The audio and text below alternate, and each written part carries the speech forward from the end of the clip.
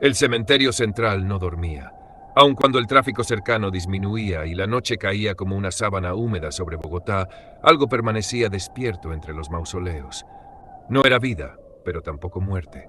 Era una presencia extendida antigua que se filtraba entre las grietas del mármol y se acumulaba en los corredores estrechos como un aire espeso que costaba respirar. Las estatuas parecían observar más de lo normal cuando la luz del día desaparecía. Sus rostros de piedra, desgastados por décadas de lluvia y hollín, adquirían una expresión distinta, como si la sombra les diera permiso para cambiar.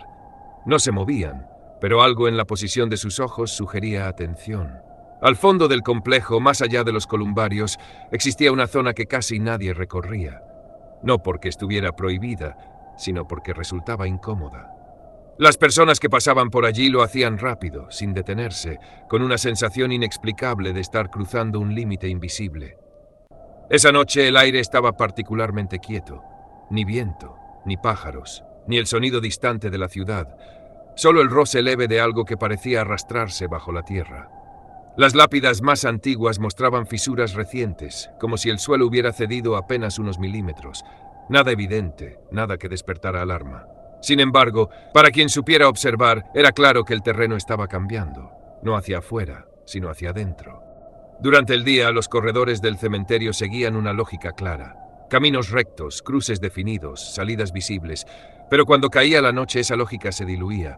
Las distancias se alargaban sin explicación. Un pasillo que debía tomar 5 minutos parecía extenderse indefinidamente. Las filas de nichos se repetían idénticas, como si el lugar copiara y pegara fragmentos de sí mismo. Las luces de los postes no parpadeaban, simplemente iluminaban menos. Las sombras, en cambio, parecían demasiado profundas, como huecos recortados en el espacio.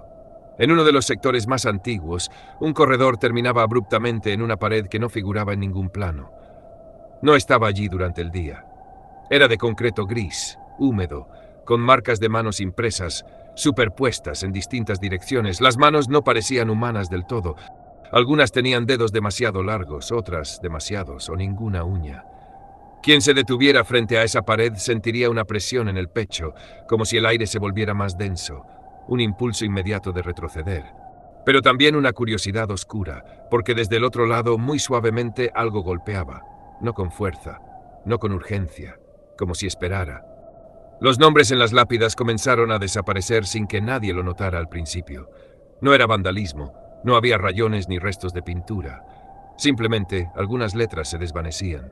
Primero una vocal, luego una consonante, hasta que el nombre completo se volvía ilegible, reducido a una superficie lisa, como si jamás hubiera sido grabado. Lo extraño era que las fechas permanecían intactas. Nacimiento, muerte. Solo el nombre se perdía. En los columbarios, los nichos afectados parecían emitir un leve olor metálico. No a descomposición, sino a humedad profunda, a tierra cerrada durante demasiado tiempo. Las fotografías antiguas comenzaban a agrietarse desde los ojos. Siempre desde los ojos. Algunas sonrisas se deformaban.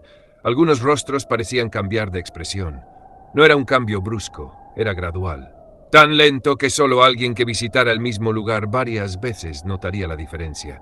El cementerio no estaba olvidando a los muertos, estaba quitándoles lo que los hacía individuales. En ciertas zonas el suelo descendía apenas unos centímetros cada noche. Nada dramático, nada visible desde lejos, pero las tumbas más antiguas quedaban ligeramente inclinadas. Los caminos de grava se volvían irregulares. El agua de la lluvia se acumulaba en lugares donde antes corría libremente. Bajo la superficie algo se movía.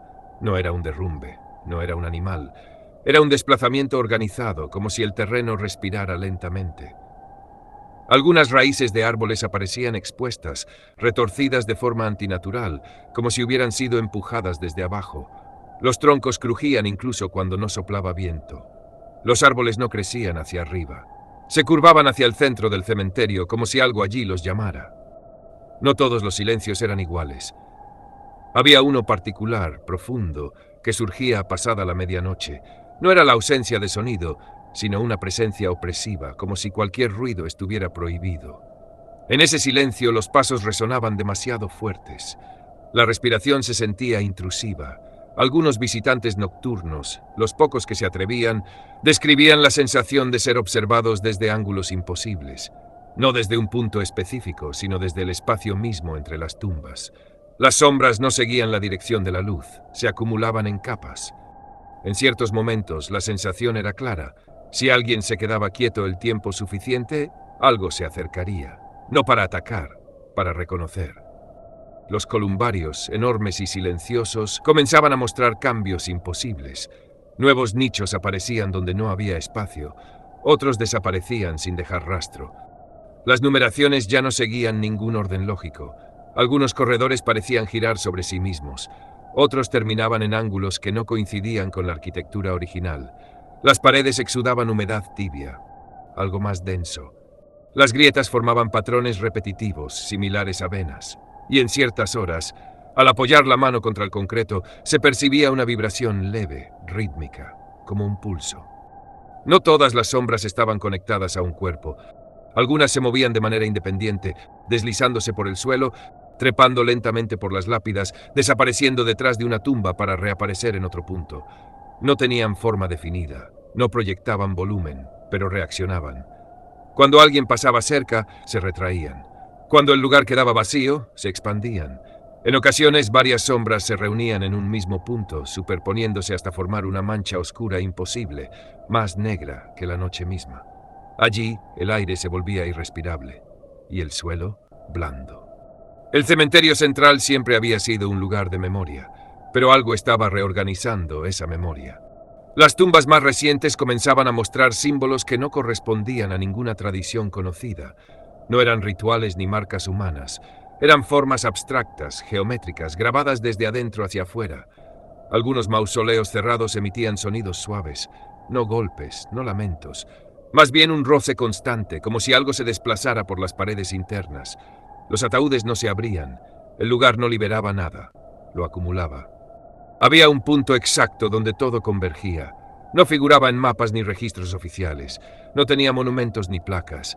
Era un espacio vacío, rodeado por tumbas que miraban hacia él, aunque hubieran sido construidas en épocas distintas. El suelo allí estaba hundido, no un cráter, una concavidad perfecta. El aire era más cálido, el silencio absoluto. Quien se acercara sentía una presión en los oídos, como si descendiera rápidamente. El cuerpo pedía retroceder, pero algo más profundo impulsaba a quedarse. Desde ese punto, la ciudad de los muertos parecía latir, no como un corazón humano, como algo mucho más antiguo. Al amanecer, todo parecía normal. Las estatuas inmóviles, los pasillos en su lugar, las tumbas silenciosas, pero algo había cambiado. Los nombres borrados no regresaban. Las grietas seguían allí. El suelo permanecía ligeramente hundido. El cementerio central continuaba funcionando, visitado, recorrido, observado. Nadie hablaba de lo que ocurría de noche. Y sin embargo, bajo la tierra, más allá de ataúdes y huesos, algo había despertado por completo. La ciudad de los muertos no era un lugar de descanso, era una estructura viva. Y Bogotá estaba construida justo encima de ella. Buenas noches y descansen en paz.